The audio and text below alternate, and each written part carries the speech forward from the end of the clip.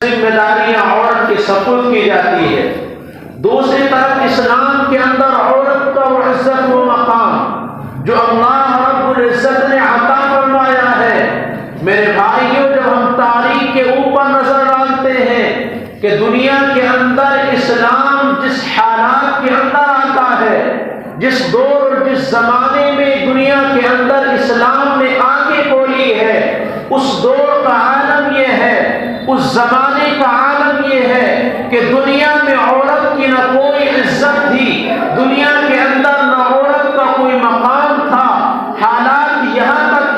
کہ لوگ یہ تصور اور یہ خیال کیا کرتے تھے کہ عورت کوئی ایک انسان نہیں ہے بلکہ ایک الگ مخلوق تصور کی جاتی تھی۔ حالات یہاں تک تھے کہ نہ عزت محفوظ تھی، نہ عورت کا کوئی مقام اور مرتبہ تھا، نہ عورت کو کوئی اہمیت دی جاتی تھی۔ حالات یہاں تک پہنچے تھے کہ اگر کسی گھر کے اندر کوئی بچی پیدا ہوتی تھی، اگر کسی گھر کے اندر کسی بچی کی پیدائش کی خوشخبری سنائی جاتی تھی، قرآن نے اس منظر کو بیان فرمایا ہے، وَإِذَا بُشِّرَ أَحَدُهُم بِالْأُنثَىٰ ظَلَّ وَجْهُهُ مُسْوَدًّا وَهُوَ كَظِيمٌ کہ اگر انہیں لڑکی کی پیدائش کی خوشخبری سنائی جاتی تھی، ان کے چہرے بدل جاتے تھے، ان کے چہرے زرد ہو جاتے تھے، ان کی پیشانیوں پر بلا جایا کرتا تھا، ان کی پیشانیاں سیاہ ہو جاتی تھی، اور حالات یہاں تک تھے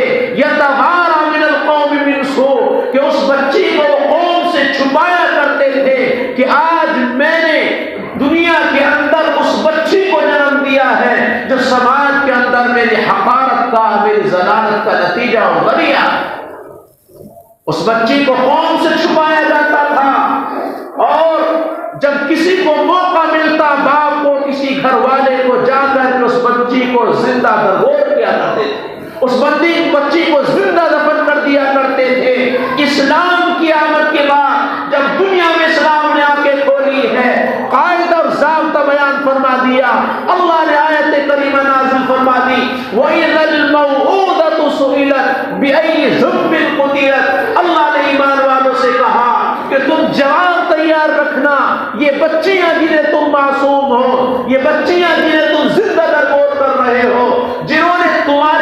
جن کی کوئی خطا نہیں ہے، جنہوں نے تمہارا کچھ بگاڑا نہیں ہے، جن کا نہ کوئی جرم ہے، نہ گناہ ہے، نہ خطا ہے، جن بچی کو تم دفن کر رہے ہو، اللہ نے اعلان فرما دیا کہ قیامت کا میدان ہوگا اور اللہ کی محفل اور مجلس سجی ہوئی ہوگی، انصاف کرنے والی ذات اللہ کی ہوگی، اور اس بچی کا ہاتھ ہوگا اور تمہارا گریبان ہوگا، اور یہ بچی تم سے سوال کرے گی بِأَيِّ ذَنبٍ قُتِلَتْ کہ میرے گھر والوں بتاؤ کہ تم نے مجھے کس لیے قتل کیا۔ اللہ رب العزت نے لہذا قاعدہ اور قانون بیان فرما دیا، اور پھر اسی پر بس نہیں بلکہ اللہ نے عورت جس مقام کے اندر ہے، عورت جس رشتے اور جس ناطے کے اندر ہے، عورت جس منزل پر کھڑی ہوئی ہے، عورت جس حالت کے اندر بھی ہے، اللہ نے ہر حال کے اندر اس کا مقام بیان فرمایا۔ لہذا نبی پاک صلی اللہ علیہ وسلم نے ارشاد فرمایا کہ اگر یہ عورت تمہاری ماں ہے جو سارے رشتوں میں سب سے زیادہ مقدس رشتہ ہے، اگر یہ عورت تمہیں جنم دینے والی ہے، اگر یہ عورت تمہیں پیدا کرنے والی ہے، تو ارشاد فرما دیا الجنت تحت اقدام الامہات کہ مسلمانوں کی جماعت اگر تمہیں جنت کی ضرورت ہے، اگر تمہیں جنت چاہیے، اگر تم اللہ کے نزدیک مغفرت اور بخشش کرانا چاہتے ہو، الجنت تحت اقدام الامہات تو جنت تمہاری ماؤں کے قدموں کے نیچے۔ اور اللہ نے یہ مرد جو عورت کو کل تک زندہ درگور کر رہا تھا، یہ مرد جو کل تک عورت کا قتل کر رہا تھا، جو بچی کو جنم دیتے ہی ختم کر رہا تھا، اللہ نے اس مرد کے اوپر سب سے زیادہ اگر کسی کا حق رکھا ہے، کسی آقا کا نہیں ہے، کسی بادشاہ کا نہیں ہے، کسی استاد کا نہیں ہے، یہاں تک کہ باپ کا بھی نہیں ہے، اگر سب سے زیادہ اس مرد کے اوپر اللہ نے کسی کا حق رکھا ہے تو وہ ماں کا ہے۔ اللہ کے نبی نے ارشاد فرمایا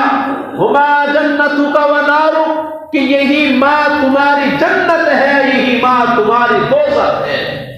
یہی ماں تمہاری کیا ہے؟ اگر تم خدمت کرو گے جنت کے مستحق ہے، اگر تم نے خدمت نہیں کی تو یاد رکھنا اپنا ٹھکانہ جہنم بنا لینا۔ لہذا ہر شخص دنیا کے اندر ایک ماں کا بہترین اور پاکیزہ رشتہ رکھتا ہے۔ اللہ رب العزت نے اگر یہ عورت ماں کے منزل کے اندر ہے، ماں کا رشتہ اور نامہ رکھتی ہے، اللہ نے مقام بیان فرما دیا اور یہاں تک ارشاد فرما دیا وَلَا تَقُلْ لَهُمَا اُفٍّ، کہ ماں کو یا باپ کو انہیں اف بھی نہیں کرنا ہے، ان کے سامنے بلند آواز سے بھی نہیں بولنا ہے، ان کو جھڑکنا بھی نہیں ہے، ان کے سامنے آنکھیں بھی نہیں اٹھانی ہے۔ اسی طرح سے اگر یہ ماں